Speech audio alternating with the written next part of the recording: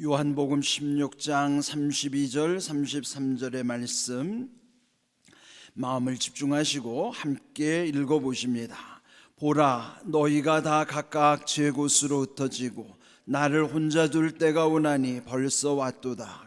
그러나 내가 혼자 있는 것이 아니라 아버지께서 나와 함께 계시느니라. 이것을 너희에게 이르는 것은 너희로 내 안에서 평안을 누리게 하려 함이라. 세상에서는 너희가 환난을 당하나 담대하라. 내가 세상을 이겼노라. 아멘. 이번 한 주간에는 야베스가 하나님께 구했던 것, 그 기도의 내용을 좀 세부적으로 함께 묵상하는 기회를 가졌습니다. 복에 복을 더하소서, 지경을 넓히소서, 주의 손으로 도우소서, 그리고 오늘 제목처럼 환난을 벗어나 근심이 없게 하옵소서. 그렇다면 우리 인생을 사는 동안에 환난과 근심을 로부터 자유로울 수는 없습니다. 우리 인생에 늘 환난이 있고 그 환난으로 인하여 근심이 우리에 늘 쌓일 때도 있고 근심을 떨쳐내기가 어렵습니다. 오늘 이 주신 말씀에도 보면은 너희가 환난을 당하나 그랬어요. 우리 세상에서 늘 일상에서 환난을 당하지만은 오늘 그러나 주님이 강조하신 말씀은 평안을 누리게 하신다는 약속이에요. 환난을 벗어나고 근심이 없는 상태를 한마디로 정리한다면 평안이라 말할 수 있겠죠. 그렇다면 이 평안을 약속하신 이 말씀이 지금 예수님이 어떤 상황에서 말씀하셨는가? 그 상황이 우리의 상황과 다르지 않죠. 예수님의 여기 이 요한복음 말씀은 우리 이제 요한복음 13장에서 보면은 유월절 전날, 그는 예수님 십자가에 죽기 전날이란 말씀이죠. 그때 제자들과 마지막으로 최후의 만찬을 하신 다음에 제자들의 발을 씻기시고 그 다음에 이제 14장, 15장, 16장은 마지막 고별 설교의 내용을 기록한 부분이에요. 그런데 그 고별 설교의 첫 번째 14장 1절이 너희는 마음에 근심하지 말라. 하나님을 믿으니 또 나를 믿으라. 이렇게 말씀함으로 시작하고요. 그 마지막 끝맺음이 오늘 읽은 말씀이에요. 14, 15, 16장이 제자들에게 마지막 고별 설교의 내용 끝에도 보면 오늘 여기 주신 말씀 이 핵심이에요. 평안하라 하는 것이죠. 그런데 이 평안을 말씀하기에 앞서서 32절 보라 너희가 다 각각 제 곳으로 흩어지고 나를 혼자 둘 때가 오나니 벌써 왔도다. 그는 이미 예수님이 다 앞을 내다보고 예수님이 십자가에서 죽으실 때 제자들은 다 뿔뿔이 흩어질 것이다. 달아날 것이다. 이미 예수님이 다 알고 계신 것이죠. 그래서 결국 예수님 혼자 있게 될 수밖에 없는 상황이에요. 너희가 나를 혼자 둘 때가 왔다. 그러는 것이죠. 그런데요, 인생이 알고 보면은 다 홀로 인생이에요. 예수님이 십자가 지시기 전날에 너희가 나를 혼자 둘 것이다. 그런 것처럼 예수님도 홀로 하나님과 늘 소통하면서 묵묵히 이 땅에서 우리에게 그 본을 보여주신 것입니다. 그처럼 우리도 함께 살지만 엄밀히 말하면 인생은 각각 따로 가는 인생이에요. 사랑하는 가족들 함께 살아도요, 그 가족들이 영원히 사는 거 아니에요.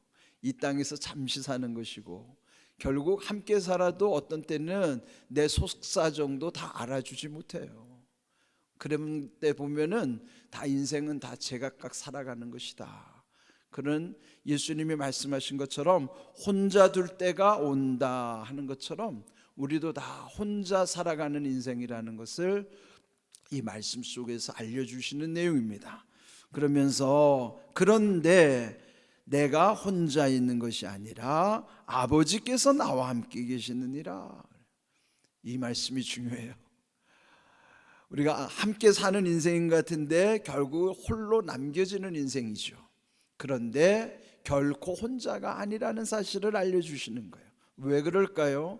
아버지께서 함께 하시기 때문이에요. 예수님도 하나님 아버지께서 함께 하심을 늘 우리에게 나타내 주신 것처럼 결국 우리도요, 사랑하는 이들과는 다 헤어져야 돼요. 그리고 결국 인생은 홀로 남겨질 수밖에 없고 홀로 갈 수밖에 없는 인생이에요. 그런데 홀로가 아니라는 사실을 예수님이 우리에게 말씀하시는 거예요. 예수님도 하나님 아버지께서 함께 하시기 때문에 혼자 있는 것이 아니다. 비록 너희는 나를 혼자 둘 것이지만은, 이 말씀 뭐예요?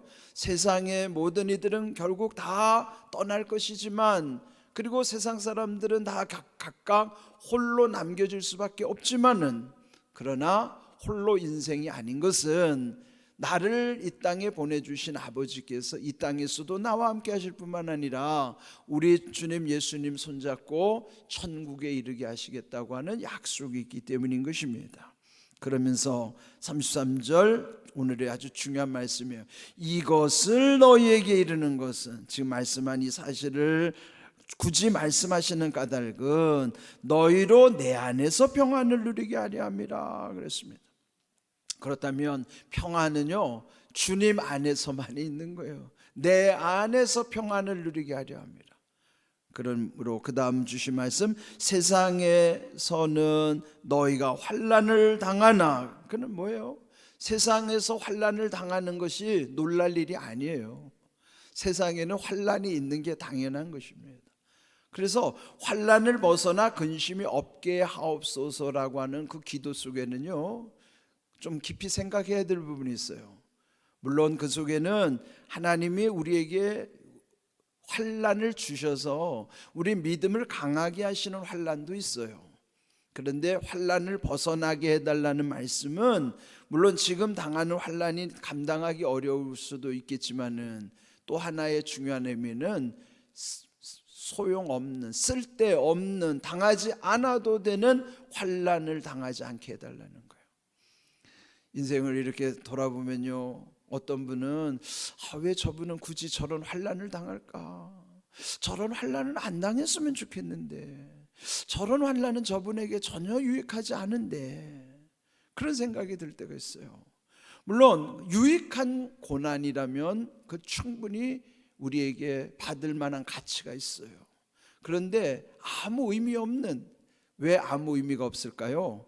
그 원인은 보통 내가 잘못했기 때문에 죄로 인하여 당하는 고난은 그는 당하지 않는 게 좋아요. 근데 우리 주변에 보면은 당하지 말아야 될 고난이 대체로 보면 죄로부터 오는 고난들이 너무 많아요. 그거 끊어야 되거든요. 그리고 빨리 끊어야 돼요. 그래서 어떤 때는 어떤 분의 기도 제목을 들을 때는, 하나님 저 고난이 이제 끝나게 해주세요. 제가 그렇게 기도할 때 있어요. 하나님 불쌍히 여겨주세요. 죄로 인한 고난이라면 주님, 이제 주님 십자가의 보혈의 능력 가운데 저 고난을 이제는 끊어주세요. 그렇게 기도할 때가 있어요. 여러분, 우리가 고난당하는 것을 물론 다 피할 필요는 없어요. 좋은 고난은 받아들여야 되지만, 안 좋은 고난, 쓸데없는 고난, 당하지 말아야 될 고난, 죄로 인한 고난은요, 빨리 해결해야 된다. 끊어야 되는 거예요. 그래서 우리에게 환난을 벗어나게 해달라는 것은 내가 당하지 말아야 될 고난, 쓸데없는 고난, 죄로 인한 고난, 그 고난으로부터 좀 벗어나게 하시고 끊어주셔서, 그래야 근심이 없게 되는 것입니다. 여기 주신 말씀, 비록 이 세상에 환난 당하지만은 그러나 담대하라. 그게 뭐예요? 담대함은 믿음의 외적인 증거예요. 어떻게 알아요? 사람이 믿음이 있는지 없는지? 그 사람의 모습 보면 아는데, 그분이 담대하면 이 사람 믿음이 있구나. 담대하지 않고 초조하거나 불안해하거나 안절부절하면은 믿음이 흔들리고 있는 거예요. 믿음이 없어서가 아니라 믿음이 흔들리면 초조하고 안절부절하고 불안해지는 거예요. 그런데 담대하라는 것은 믿음이 흔들리지 않는 겁니다. 그냥 하나님께 다 맡겼으니 내 마음이 평안할 뿐만 아니라 담대할 수밖에 없습니다. 그러니까 오늘 이 말씀 속에도 보면은 홀로 두었다라는 것에 인생의 외로움이 있음을 기억하시고, 또 환난을 당할 때마다 우리 안에 뭐가 있어요? 불안함이 있고 그 바라보는 대상에 대한 두려움이 있어요. 그러니까 오늘 이 말씀이 예수님이 왜 하신 거예요? 우리 인생이 겪을 수밖에 없는 세 가지, 외로움, 내 속의 불안함, 세상을 향한 두려움이 누구에게나 다 있어요. 그 피할 수 없습니다. 저도 있고 여러분도 있고 이전에 살았던 사람들도 있고 앞으로 살아야 될 사람들도 있어요. 외로움을 벗어날 수 없고 불안함을 이길 수 없고 두려움을 어찌할 수가 없어요. 그런데 오늘 이 주신 말씀 속에 세 가지를 다 해결해 주시는 말씀이에요. 외롭지 않다. 왜? 아버지가 나와 함께 하시니까. 사람들은 비록 다 떠나가고 나는 홀로 남겨져 있다 하더라도 아버지가 나와 함께 하시니 나는 외롭지 않다는 거예요. 그렇지만 환난을 당한다 하더라도 담대하라. 왜? 주님이 주신 평안함이 있으니 불안함이 변하여 평안함으로, 두려움이 변하여 담대함으로 주님이 우리 가운데 그 믿음을 허락해 주시는 줄로 믿습니다. 요한복음 14장 27절 말씀 우리 함께 읽어봅니다. 평안을 너희에게 끼치노니 곧 나의 평안을 너희에게 주노라. 내가 너희에게 주는 것은 세상이 주는 것과 같지 아니하니라. 너희는 마음에 근심하지도 말고 두려워하지도 말라. 근심, 두려움을 내가 하지 않는다고 되는 게 아니에요. 나의 평안, 즉 주님의 평안을 우리 안에 주실 때만이 이 세상에 주는 평안과 같지 아니하고 주님의 평안 가운데서만이 외로움도 이기고 불안함도 평안함으로, 두려움도 담대함으로 주님이 바꾸어 주시는 것이죠. 내 능력이 아니에요. 주님이 주시는 평안함의 능력이란 말이에요. 이런 귀한 은혜를 여러분들 기억하시길 바랍니다. 저는 엊그제 우리 신방 전사님께 이야기를 들었어요.